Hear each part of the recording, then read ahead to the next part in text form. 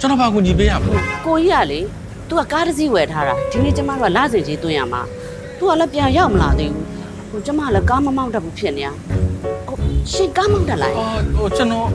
အတော်ပဲအဲ့ဒါဆိုရင်ကျမကိုဘန်အောင်လိုက်ပို့ပေးပါနော်ရှင်မလုပ်နေရလားမောင်လေး ကျွန်တော်ကားသိမ့်မမောင်းတတ်ဘူး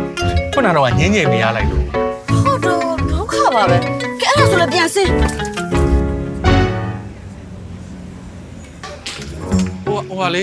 ကျွန်တော်တခုတော့ပြောချင်လို့ ကဲပြောဘာပြောမလို့လဲ ကားလုံးက AR Mobile Banking နဲ့ပေးလို့ရတယ်လေ အေးမိုဘိုင်းနဲ့ဒါလည်းရတာပဲလား ရတာဗော ရသွားတော့တော့ပါသေးတယ် ကျွန်တော်ထပ်ပြောချင်တာတွေကိုစကားနဲ့မပြောရဲလို့စာထဲမှာရေးထားတယ်ဖတ်ကြည့်ပေးဦးနော်